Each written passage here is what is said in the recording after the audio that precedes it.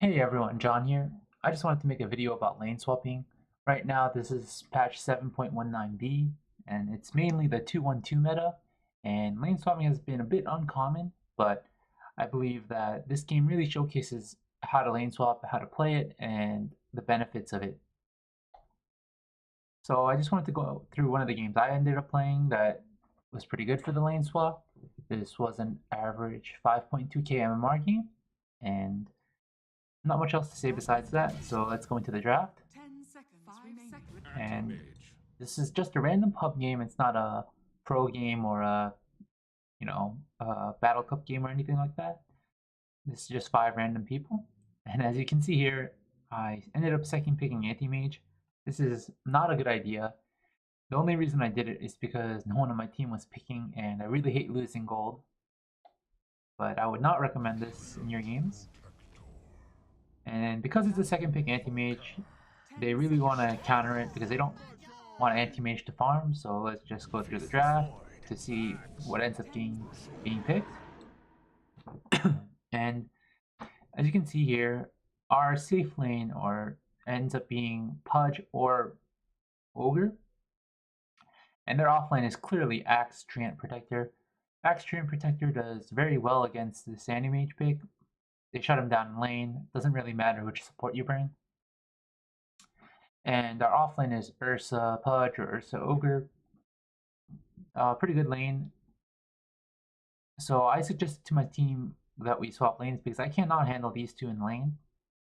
But on the other hand, Void CM, relatively weak lane, not the strongest, and I was a lot more comfortable facing them. So I told my team, hey, let's swap, and that's what we ended up doing. So let's get into the game.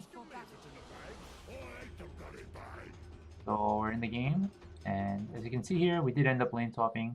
Ogre, Anti-Mage bottom, Pudge, Ursa top, and they sent the expected lanes, Tree, Axe top, and CM Void bot. So as we get into the game, one thing I want to point out, a key point is when you're lane swapping, you don't want to show yourself in lane early. As you can see here, this is 22 seconds. Sometimes, most of the time, you want to show your lanes around like 5 seconds, right when the bounty rune spawns, so they don't have time to react.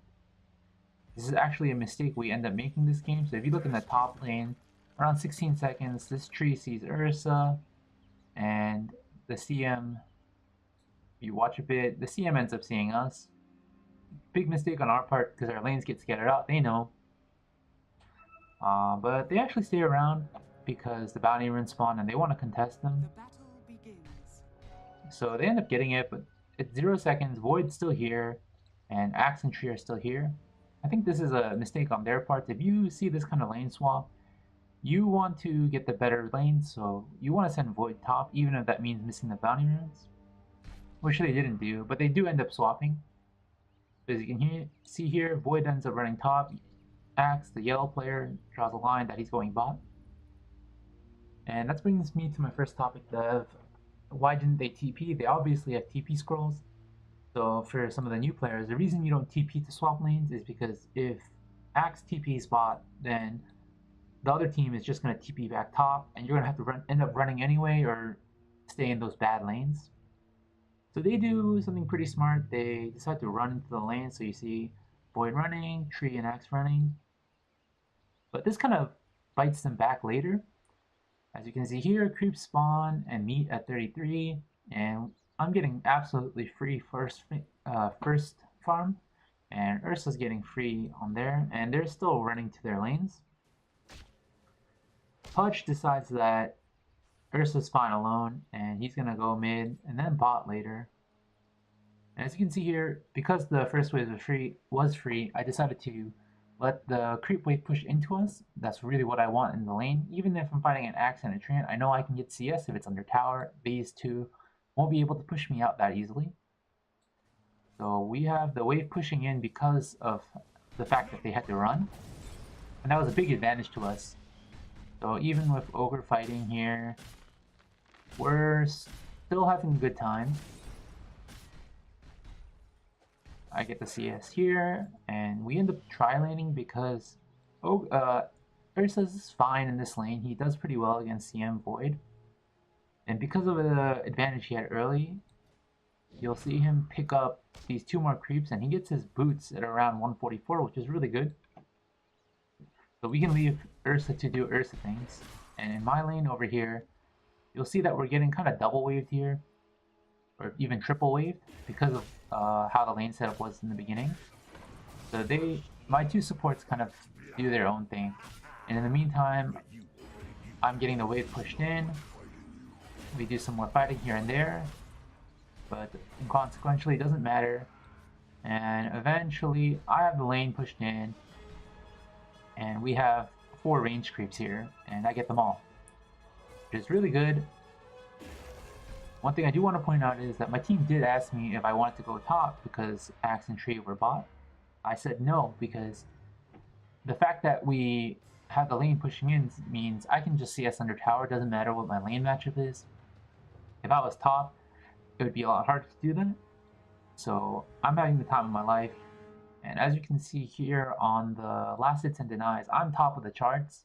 So even though this lane's bad for me, because of the fact that it was pushing in, I got to get my CS, and I'm having a fine time. So Tree and Axe are still playing here, and as you can see here, the lane's kind of frozen in this area where my mouse is. And this is a really good advantage for us, because another thing I want to point out is Tree in the top lane, he's a very scary opponent to fight because there's so many trees in the top lane. And the bot lane's kind of the same, but except for this area right here, if you can manage to freeze the creeps in this area, it's a lot easier to CS. Obviously, you can fight the tree in this area, but that's closer to their tier 1. On this side of the map, it's closer to our tier 1, so it makes it a lot easier for us. And that's another advantage to the lane swap. So let's see.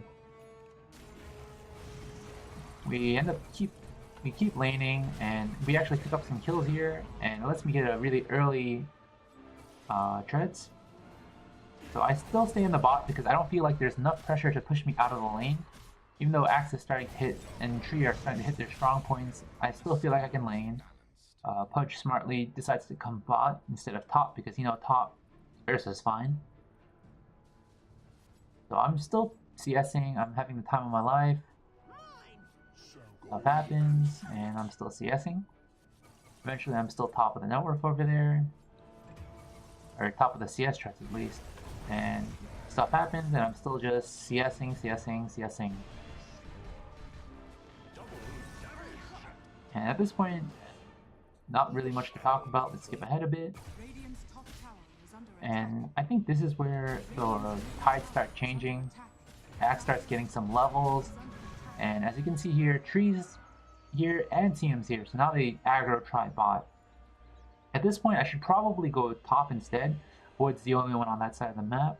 And as a carry that needs space, like a Battle Fury or something before he really gets online, you want to go to the place where there's least heroes on the map. I actually make a mistake here and come back to the bot lane when instead I should come to the top. Probably because I got a bit greedy, thinking I can get some kills. That ends up leading to me dying, which was not very good. But after that death, I respawn and I decide to go top, and I sent Ursa bot. So this is really good because there's 3 heroes on this side of the map on the Radiant, and they're playing pretty aggressively. But as you can see here, my Ursa, who is pretty ahead of the curve at this point, comes to the bot lane and starts beating them up. On the other hand, I'm just free farming and just CSing. So if we look at the net worth at this time, I'm actually top of the net worth. I'm just having a good time CSing. Just classic what an anti-mage does. And I'm just playing on the side without pressure right now. If we look at the map right now, CM, Axe, Tree are all here, Voker's here, and Void's the only one here. So I'm just having the time of my life, being able to CS and farm towards that Battle Fury. Bot lane, fights start happening, Void starts TPing, and let's just keep playing this out. So eventually Axe does come back top, and I use that time to just go back into the jungle, farm some creeps,